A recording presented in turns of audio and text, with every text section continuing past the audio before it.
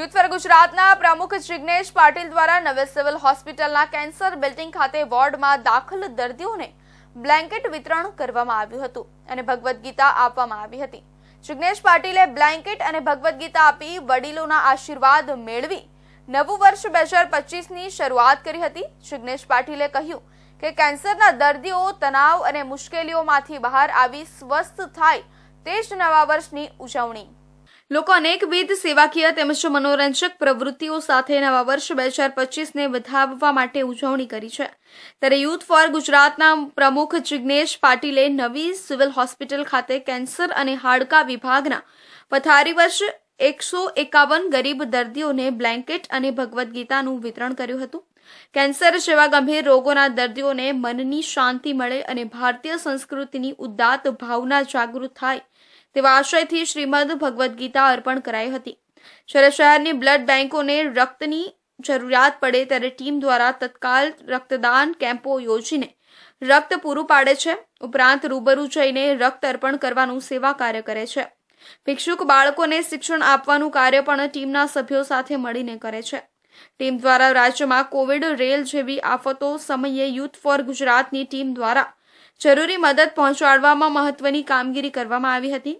Corona કાળમાં પણ wheelchair, walker, toilet chair પણ પૂરા પાડવામાં આવ્યા હતા। ટીમના સભ્યો દ્વારા પ્લાઝમાની જરૂરિયાત સમયે તત્કાલ પ્લાઝમા પૂરા પાડવામાં આવે છે। ગરીબ દર્દીઓને દવા, આર્થિક સહાય અને દર વર્ષે પોતાનો જન્મદિવસ સેવાકીય પ્રવૃત્તિઓ કરી ઉજવણી કરે છે।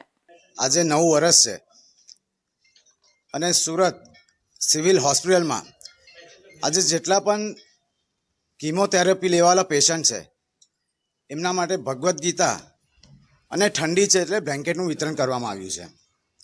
આપણે જાણીએ છીએ કે જ્યારે આપણે કેન્સર ડિટેક્ટ થાય તો આખું પરિવાર તણાવમાં આવી જાય છે અને આ તણાવથી પેશન્ટને દૂર રાખવા માટે જ અહીં આજે યુથ ફોર ગુજરાત દ્વારા ભગવદ ગીતાનું વિતરણ કરવામાં આવ્યું છે। હું સૌ પેશન્ટને પણ કહીશ કે ઘણા લોકો અહીંયા આવતા હશે, ફ્રૂટ વિતરણ કરતા હશે, બ્લેન્કેટ વિતરણ કરતા હશે, બુક વિતરણ કરતા હશે, પણ એ બુક ફક્ત સાઈડ પર નહીં મૂકી રાખો, પણ એ બુકને ખોલીને વાંચો તો તમને હજુ અંદરથી ઉર્જા આવશે। આજે 2025નો પહેલો દિવસ પણ છે। હું મારા સૌ સુરતવાસીઓને યુથ ફોર ગુજરાત તરફથી નવા વર્ષની ખૂબ ખૂબ શુભકામના પાઠવું છું। આ પ્રસંગે લાયન્સ કેર વિભાગ ખાતે ડોક્ટર સંજય નંદેશ્વર, નર્સિંગ કાઉન્સિલના ઉપપ્રમુખ ઇકબાલ કડીવાલા, નર્સિંગ એસોસિએશનના નિલેશ લાઠિયા તથા ગણપત પટેલ, જનમંગલ કલ્યાણ ટ્રસ્ટના પ્રમુખ અવધેશ મિશ્રા તથા તેમની ટીમ ઉપસ્થિત રહ્યા હતા।